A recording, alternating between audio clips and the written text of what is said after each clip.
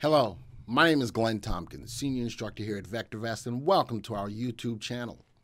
We're excited about this first video in our new series called Stock Market for Beginners. This video series is ideally suited for the brand new investor to the stock market. So if you want to learn how to invest in the market, this is the place for you. If you're new to the channel, hit the subscribe button and tap on the like button.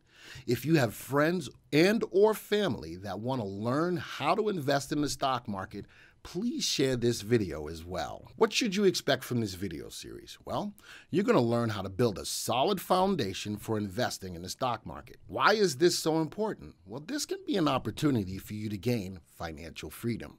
Now, don't get me wrong. I'm not trying to sell a pipe dream. What I will be teaching is how you can make better decisions at the right time. The first question you may have is, how do I invest?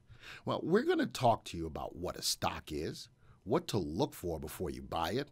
We will teach you how to place a trade with a broker, and we're going to show you how to analyze a stock and do all of your own homework. Folks, this series will teach you how to effectively trade in the market. I want you to just sit back, take in the information, and use it to make money. I'm so excited about this series and hope that you will enjoy it as much as I do.